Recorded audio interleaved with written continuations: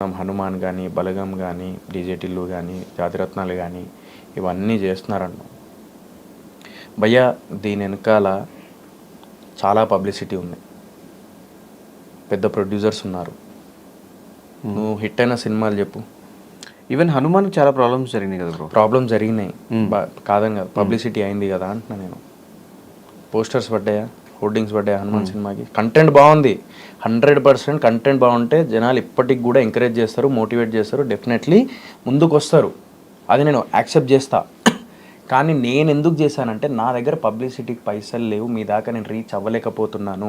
ఇప్పుడు హనుమాన్ సినిమా చేసినంత పబ్లిసిటీ నేను చేయలేదు. నా సినిమా ఇప్పుడు కూడా నాకు ఊర్లల్లో, రూరల్ ఏరియాస్లో తెలియదు నా సినిమా. ఇప్పుడు హనుమాన్ సినిమా కాంట్రవర్సీ అయ్యో, లేకపోతే థియేటర్స్ దొరకగా కాంట్రవర్సీ అయ్యి, ప్లస్ బయట హోర్డింగ్స్ పడ్డాయి, పబ్లిసిటీ చేసారు, ఎక్కడ చూసినా అయోధ్య ఇష్యూ, అన్ని సినిమాలు తో పాటు ఇది వచ్చింది కాబట్టి దాని మీద ఫోకస్ వెళ్ళింది. బట్ ఇప్పుడు అంత పబ్లిసిటీ నా సినిమాకి లేదు, నేను చేయలేకపోతున్నా, అది ఇది అని చెప్పేసి నేను, నా దగ్గర పైసలు లేవు పబ్లిసిటీకి, నా దగ్గర ఇంతే ఉన్నాయి.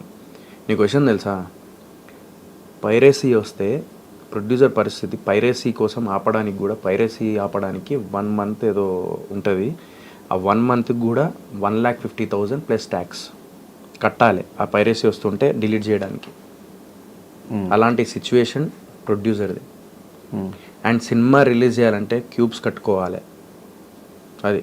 కానీ నా క్యూబ్స్ నాకేందంటే క్యూబ్స్ పట్టుకోవడానికి కూడా నాకు లేదు. అంటే ఏలూరు విజయ్ డిస్ట్రిబ్యూటర్, ఏలూరు విజయ్ గారు నా కష్టం చూసి, సినిమా కొంచెం చూసి ఆయనకు నచ్చి, ఆయన ఉషా ఫిలిమ్స్, ఉషా బాలకృష్ణ గారు వాళ్ళు రిలీజ్ చేస్తున్నారు ఆంధ్రాలో.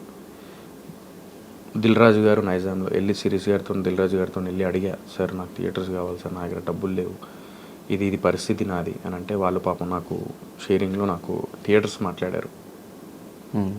సీడెడ్ కూడా ఒక డిస్ట్రిబ్యూటర్, ఆయన థియేటర్స్ ఆయన చూసుకుంటున్నారు. ఇట్లా ప్రతి ఒక్కరు హెల్ప్ చేస్తున్నారు నాకు. సో నేను ఏదైనా కూడా ఇక్కడ, ఈవెన్ నా దగ్గర పైసలు లేనప్పుడు నీకు తెలియంది ఏమున్నది, పండుగాడు నా కోసం, నువ్వు పండు ఇద్దరు కలిసే ఫైనాన్షియర్ దగ్గరికి వెళ్ళి సోహెల్కి ఇట్లా ఫైనాన్స్ కావాలి అని చెప్పేసి ఆ రోజు వైట్ మ్యాంగోలో కూర్చొని అడిగినప్పుడు, సోహెల్ లాస్ట్ 2 సినిమాలు ఆడలేదు, సో మేము ఫైనాన్స్ ఇయ్యమని చెప్పేసి అన్నారు. అప్పుడు ఎంత పెయిన్ అనుభవించిందో నీకు తెలుసు, ఎంత తిరిగినో అప్పుడు తెలుసు. చాలా మందితో మాట్లాడాము. అప్పుడు ఈడు దిగిండు పండుగాడు, నీ అమ్మ వాళ్ళ వీళ్ళని అడుగుడు, ఏం సోహెల్ టెన్షన్ పడకు అని చెప్పేసి వాడు ముందుకు వచ్చి సో అండ్ సో అమౌంట్ ఇచ్చిండు, నువ్వు పరిచయం చేసినావు, వాళ్ళని పరిచయం చేసినావు. సో ఇంత నా కష్టం అంతా చూసినావు నువ్వు, ఇంత కష్టపడి చేస్తున్నప్పుడు మంచి సినిమా పండుగాడు చూసిండు, నీకు ఫోన్ చేసిండు, పండుగాడు సినిమా గురించి ఏమన్నాడు, ఫస్ట్ హాఫ్ చాలా బాగుంది రిపోయింది అన్నాడు. చూసిన ఫస్ట్ హాఫ్ ఒకటే కదా ఆయన, అదే ఫస్ట్ సెకండ్ హాఫ్ కూడా చూసాడు, సెకండ్ హాఫ్ చూసిండాడు. సో వాడు నీ ఫస్ట్ హాఫ్ చూసిన తర్వాత నీకు ఫోన్ చేసాడు, సెకండ్ హాఫ్ అయిపోయిన తర్వాత నీకు చేయలే. సో సెకండ్ హాఫ్ అయిపోయిన తర్వాత మేము బయటికి పోతాం, ఫుల్ వాళ్ళ డాడీ కానీ మనోడు కానీ ఫుల్ ఖుషి అయిపోయారు. ఆయనకి యాక్చువల్ నిద్ర వస్తుంది, ఇది కూడా అయిపోయిండు, నిద్ర వస్తున్నా కూడా పిలిచిన, నిద్ర మొత్తం పోయింది ఆడిది. నేను నిద్రపోదామని వచ్చిన, ఏం థియేటర్లో చాలా పిలుస్తున్నాడు కానీ ఫోర్స్ఫుల్గా వచ్చినా, కానీ సినిమా చూస్తుంటే నాకు మొత్తం నిద్ర అంతా పోయింది అన్నాడు గుట్కట్ బాలరాజు చూస్తున్నప్పుడు. సో అలాంటి సినిమా ఇప్పుడు జనాల వరకు తీసుకెళ్ళాలంటే ఏం చేయాలి, నాకేం అర్థమైతలేదు. ఇప్పుడు మనిషి ప్రాబ్లంలో ఉన్నప్పుడు గోకి గీకి అన్నీ తీసి పెట్టేసి, నేను కానీ పాషాబాయ్ మెయిన్ ప్రొడ్యూసర్, నీకు తెలుసు ఎంత మంచోడు ఆయన, నీకు తెలియదు ఏమున్నది. అట్లాంటి సింపుల్ పర్సన్ ఆయన కూడా అక్కడ ఇక్కడ అప్పు చప్పు చేసేసి డబ్బులు తీసుకొచ్చి పెట్టి, ఈరోజు సినిమా బయటికి వచ్చిన తర్వాత మాకు మెయిన్ ప్రాబ్లం ఏమవుతుందంటే, మాలాంటి సినిమాలకి పబ్లిసిటీ పైసలు లేనప్పుడు మార్నింగ్ షో కంపల్సరీ ఓపెనింగ్స్ రావాలి, ఫస్ట్ డే కంపల్సరీ ఓపెనింగ్స్ రావాలి. ఇప్పుడు నువ్వు ఇందాక అన్నావు మంచి టాక్ వస్తే అందరు చూస్తారు అని, కానీ మంచి టాక్ వచ్చేదాకా అందరు అదే మైండ్ సెట్తో ఉంటే థియేటర్లో ఒక 10 మంది వెళ్తే వాడు షో వేయరు. థియేటర్లో 15 మంది వెళ్తే షో వేయరు. థియేటర్లో కనీసం 20-25 మంది వెళ్తే వాడు షో వేస్తారు. వాళ్ళు 25 మంది, నాకు కనీసం ఒక ఏరియా నుంచి 25 మంది ఇవ్వకపోతే నా పరిస్థితి ఏంది అని చెప్పేసి ఆలోచించి, నా సినిమా చూడండి ఫస్ట్ మార్నింగ్ షోని మీరు చూడండి, మీకు నచ్చితే 10 మందికి చెప్పురు అని చెప్పేసి నేను అడగడం జరిగింది. అందుకే అడుక్కున్నా నేను, అంతే. కానీ దాని కింద నెగిటివ్గా ఇష్టమైనట్టు కమెంట్లు అవి ఇవి చేస్తుంటే నిజంగా నాకు చాలా బాధ.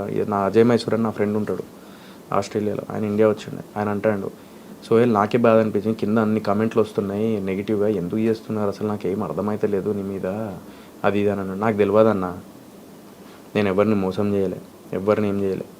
నేను ఇప్పటికీ నేను లైక్ ఎవ్వరికి ఏది ఉన్నా కూడా నీకు తెలియదు ఏమున్నది చేస్తూ వెళ్తూ ఉంటా ఏదో ఉన్న దాంట్లో. సో ఇలాంటి టైంలో ఎందుకు నన్ను ఇంతలా ఇది చేస్తున్నారని అది కూడా బాధపడుతూ ఉంటా లోపల. కానీ ఆ బాధపడినప్పుడే నేను లైవ్కి వెళ్తా, ఇన్స్టా లైవ్, లైక్ అందరితో షేర్ చేసుకుంటా. సో మనిషి బతికున్నప్పుడే వాడి వాల్యూ తెలుసుకోవడం అనేది చాలా ఇంపార్టెంట్ లైఫ్లో. ఆ బతికున్నప్పుడు వాడి సమస్యలు వాడు స్టేజ్ మీద ఎవ్వరు చెప్పుకోరు. ఏ హీరో నీకు అరే ఏమనుకుంటారు ఇజ్జత్ పోతుందేమో, I should show that attitude, కొంచెం ఇట్లా ఉండాలి అని. నాకు అట్లా లేను నేను. నాకు అనిపించింది నేను చెప్పిన, నాకు అనిపించింది నేను చెప్పేసిన. నేను ఎందుకు చెప్పిన, బిగ్ బాస్ ద్వారా నేను చాలామంది ఇంటికి దగ్గరైనా, నేను వాళ్ళ కుటుంబానికి, వాళ్ళ ఒక బ్రదర్ లాగా, ఒక కొడుకు లాగా, ఒక ఫ్రెండ్ లాగా, అరే మనోడు అని చెప్పేసి వాళ్ళ లెక్కనే ఉంటా కాబట్టి నేను దగ్గరైనా. వాళ్ళకి నా ప్రాబ్లం షేర్ చేసుకున్నా నేను స్టేజ్ మీద. దాన్ని కూడా సింపతి అని అదనేది అని చెప్పేసి అంటే నేను ఏం చేయాలి? నాది ఒక్క నిమిషం నీకు ఒకటి చూపిస్తా నేను. ఇది చూపించుకోవద్దు, బట్ ఆ రోజు నాకు ఎందుకో లైక్ చాలా డిప్రెషన్లోకి వెళ్ళిపోయి నేను ఇదేనా అనమాట. ఇది ఎప్పటిది, ఇది వీడియో ఎప్పటిదో. ఇది handle this kind of situation actually it's not an easy thing to అంటే మన లైఫ్లో. సో నేను ఇది ఏంటంటే బేసికల్లీ ఇవన్నీ నేను ఏదో సింపతి కోసం అదంతా కాదు. డెఫినెట్లీ ప్రతి ఒక్కరి డిప్రెషన్లోకి వెళ్తారు ఈ ఫీల్డ్లో, ప్రతి ఒక్కరు వెళ్తారు. బట్ కెమెరా ముందుకు వచ్చేసరికి ఏం లేదురా మా లైఫ్ కలర్ఫుల్గా ఉంది అని చెప్పేసి చెప్పుకుంటారు. బట్ నేనేందంటే ఇంకా చేదాటిపోయింది నాకు, ఫ్రాంక్లీ స్పీకింగ్. నాకు ఎందుకంటే ఈ సినిమా నాకు మార్నింగ్ షో ఫస్ట్ డే కొంచెం కలెక్షన్ వస్తేనే నా సినిమా నిలబడుతుంది.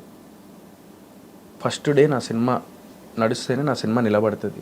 సెకండ్ డే కొంచెం థియేటర్స్ పెరుగుతాయి. ఇప్పుడు నాకు లిమిటెడ్ థియేటర్స్ దొరుకుతాయి, కొత్తోడిని, పబ్లిసిటీ ఎక్కువ లేదు.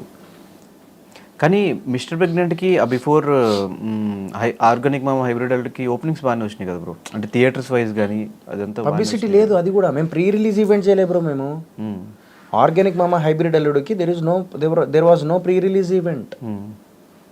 ప్రీ రిలీజ్ ఈవెంట్ జరగలేము. నాకు వెళ్ళిన తర్వాత లైక్ అట్లాస్ట్ రిజల్ట్ అనేది కంపల్సరీ ఓకే, కానీ పబ్లిసిటీ కూడా జరగలేదు. But we have to accept that okay result like అంతగా అందలేదు అండ్ మనం అనుకున్నంత ఇదిగా రాలేదు.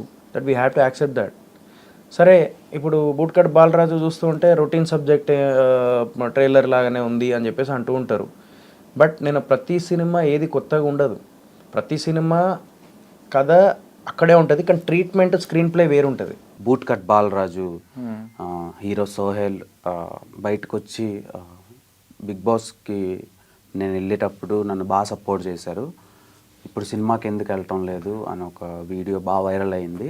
యాజ్ ఎ కామన్ ఆడియన్గా మీరు చూసే ఉంటారు. సో అది చూడక ముందు మీరు వీడియో చేశారా, చూసిన తర్వాత చేశారా వీడియో? లేదు, అది నేను చూసింది pre release event video. Pre release ఈవెంట్లో ఆయన నీల్ డౌన్ చేసి ఆయన నా సినిమాకి వెళ్ళండి, నాకు చెప్పడానికి ఇంకేం లేదు, పబ్లిసిటీ కూడా డబ్బులు లేవు, please go watch this film అంటే నేను చాలా ఎమోషనల్గా ఫీల్ అయ్యి చేశా. దానికన్నా ముందు ఆయన నా ట్రైలర్ చూడు, రిలీజ్ అయింది చూడు, చూసి ట్రైలర్ రియాక్షన్ ఇవ్వు అని చెప్పాడు. I do trailer reactions also చెప్తే నాకు నచ్చలేదు ఆ ట్రైలర్, చాలా క్లీషేడ్గా ఓల్డ్ స్కూల్ స్టఫ్ లాగా ఉంది. సో అప్పుడు నేను అదే ఆ రకంగా హెల్ప్ చేయలేకపోయాను కదా, ఈ రకంగా హెల్ప్ చేద్దామని పెట్టా. It got good reach. So దాని తర్వాత ఆ వీడియో చేశాను నేను రీసెంట్లీ. ఆయన ఇక్కడ థియేటర్ బయట వెళ్ళండి అన్న బిగ్ బాస్ టైంలో సోహెల్ అని కామెంట్ చేశారు, ఇప్పుడు వెళ్ళట్లేదంటే ఎందుకు వెళ్తారు, ఎందుకు వెళ్ళాలి అంటే ప్రతి ఒక్కడు, ఇప్పుడు నేను కూడా వస్తా సింపతి బయటకి ఎమోషనల్గా, నేను కూడా చాలా డబ్బులు పెట్టానంట, నా సినిమా కూడా చూడాలా? People will decide what to watch, what to consume. అందరూ ఇంకా ఏడుస్తూ ఉంటే ఏమవుతుంది? Concentrate on your film making. జనాలకి ఏం కావాలో అర్థం చేసుకొని ఫీడ్బ్యాక్ తీసుకొని చేయాలి. అట్లనే ఇష్టం ఉన్నట్టు సినిమాలు తీస్తా మీరు చూడాలంటే కుదరదు. పెద్ద పెద్ద సినిమాలే ఎవరు చూడట్లేదు. అదే బిగ్ బాస్ కంటెస్టెంట్గా ఉన్న హోస్ట్ సినిమాలే చూడట్లేదు. వైల్డ్ డాగులు, ఇంకేవో సినిమాలు వచ్చాయి, గోస్ట్, నా సామీరంగా కూడా ఇట్స్ యావరేజ్ ఫిలిం. యూఎస్లో అసలు వాష్అవుట్ అయిపోయింది. ఎందుకు చూస్తారు అంటున్నా, మీ సినిమాలో ఏదో ఉండాలి, థాట్ ప్రొవోకింగో, లేకపోతే హార్ట్ హిట్టింగో, లేకపోతే ఇంకా బౌండరీస్ బ్రేక్ చేసేలాగా అలాంటివి ఉండాలి ఎలిమెంట్స్. మంచి ట్రైలర్ ఉండాలి, టీజర్ ఉండాలి, లేకపోతే సాంగ్ ఉండాలి. పబ్లిసిటీ సోహెల్ కంటే మంచి పబ్లిసిటీ వేరే సినిమాలకు వచ్చిందా? రాలేదు వీక్ రీసెంట్ టైమ్స్లో. అనే కాదు, ఈ కొన్ని సినిమాలు రిలీజ్ అయ్యాయి కదా అదే రోజు, అవును. వాళ్ళు ఏమైనా ఏడుస్తున్నారా? కాదు నేను అంటుంది, ఈయనకి వచ్చింది కదా మంచి నువ్వు మంచి ప్రోడక్ట్ ఇస్తే చూస్తారు, చాలా జెన్యున్ ఆడియన్స్ ఉంటారు, వాళ్ళే భుజం మీద వేసుకొని అరే మస్తు సినిమా తీశారని చెప్పి వాళ్ళే అంటారు. బ్యాడ్ అయిపోతుంది అంతా, ఫోకస్ వేరే దాని మీద ఉంది, ప్రాబ్లం అది.